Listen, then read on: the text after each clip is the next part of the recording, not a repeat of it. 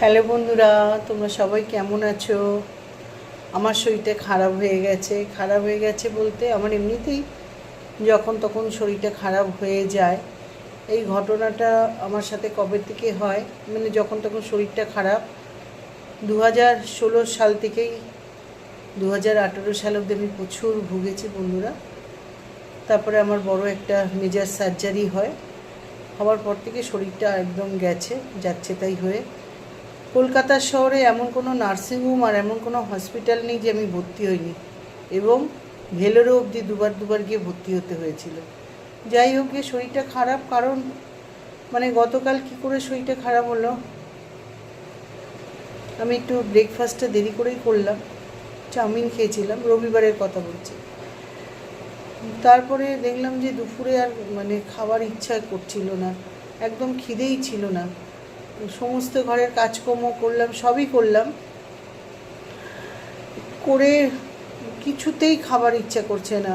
মানে খাওয়া দেখলে গা গুলাচ্ছে আমার, একটুখানি খাবার দেরি বা এই হলে না এটাই হয় দেখি।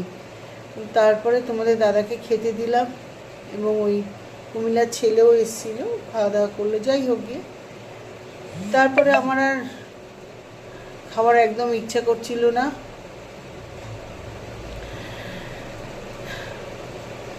সন্ধেবেলার থেকে যে শুয়ে পড়েছি, বিকেলবেলার থেকে তোমাদের দাদা আবার নিয়ে গেল মিনিকে গ্রুমিং করাতে।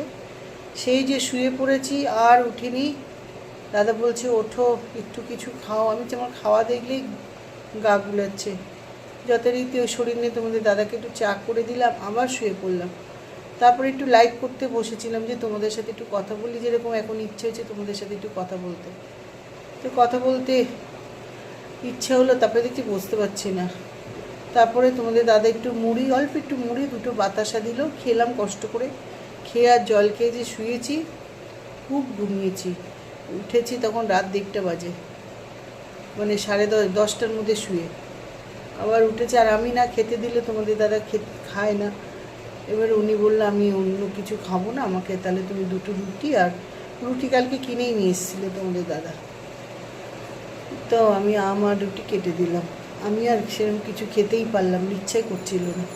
শুয়ে পড়লাম, সকালে উঠলাম, উঠে গোপুসোনাকে তুললাম, খেতে দিলাম, তোমাদের দাদাকে ছাতু গুলে দিলাম। তোমাদের দাদা ছাতু খেয়েই যায় এখন, সকালে করে, এখন না বহুদিন ধরেই। কারণ ডাক্তার বলেছে ছাতুটা ভীষণ ভালো, সবার জন্যই ছাতু খাওয়া খুব ভালো। চিনি টিনি না, সামান্য নুন দিয়ে গুলে দিই, কোনো সময় লেবু দিই, কোনো সময় দিই না। যাই হোক গিয়ে খেয়ে গেল। তারপরে